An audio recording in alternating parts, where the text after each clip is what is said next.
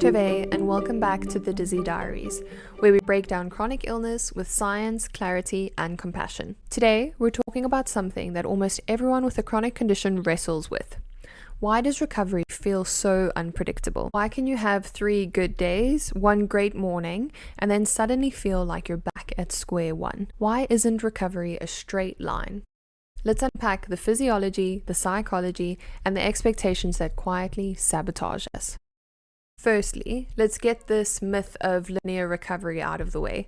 We're conditioned to expect recovery to look like this: sick, treatment, gradual improvement, and then be better. A neat upward slope. But chronic illness, nervous system dysfunction, autoimmune conditions, neuropathy, dysautonomia, they do not behave like a sprained ankle. They behave like complex systems recalibrating, and complex systems rarely move in straight lines linearly or upwards. The nervous system is not a light switch. A huge part of non-linear recovery sits in the nervous system. The autonomic nervous system helps to regulate heart rate, blood pressure, temperature, digestion, and stress responses. If that system has been dysregulated, whether through infection, trauma, inflammation, or prolonged stress, it doesn't just switch back on. It recalibrates gradually as it feels safe, and recalibration is messy. Some days the system overshoots, some days it under-responds, and some days it behaves beautifully, and that's when you feel good. And some days it might just panic. This variability is not a failure, it's instability moving towards stability, and this takes time. One part to think about this as a moving part of the puzzle is inflammation. Inflammation fluctuates. It's a dynamic system, which is a good thing, because when we need more inflammation, we want the body to produce some more to help us, and then when we want a little bit less, we want to be able to turn that down, or at least turn the dimmer down so that we're not producing as much inflammation. Sleep, stress, the menstrual cycle, nutrition, overexertion, illness exposure, and emotional load all influence inflammatory markers. You can be improving overall while still having inflammatory spikes, which means you can still be healing and still flare.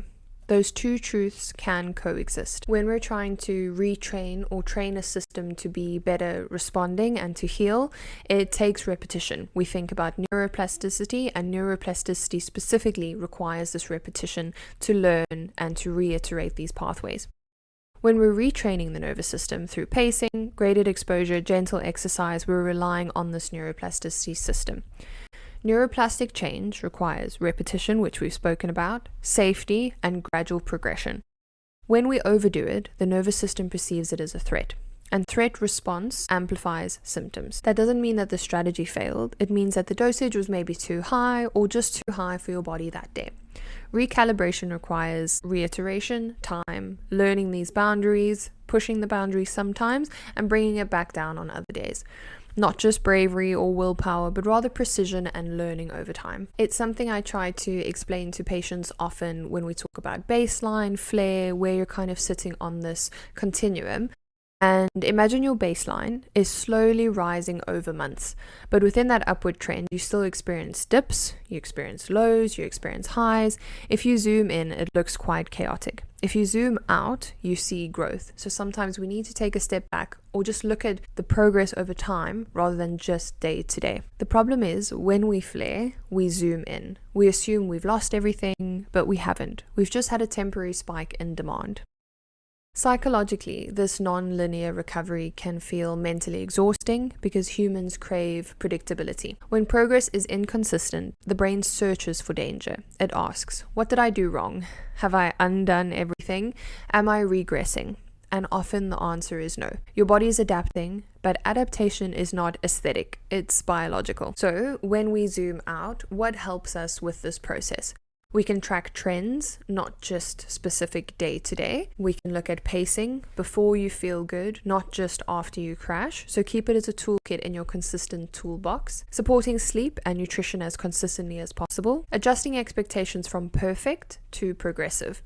And remembering that stability is built in layers. Recovery is not about eliminating every flare. It's about shortening them, softening them, and raising the baseline gradually. If your recovery feels messy, uneven, unpredictable, that doesn't mean you're broken. It means your body is recalibrating something very complex, and complexity rarely unfolds in straight lines. Healing is not a staircase, it's a landscape, and we need to take a step back and look at the overall picture. And sometimes the path curves before it climbs. Thank you for being here for this conversation. If this episode helped you reframe your recovery, share it with someone who needs that reminder. This is the Dizzy Diaries. Stay curious, stay patient, and trust the long run. I'll see you in the next one.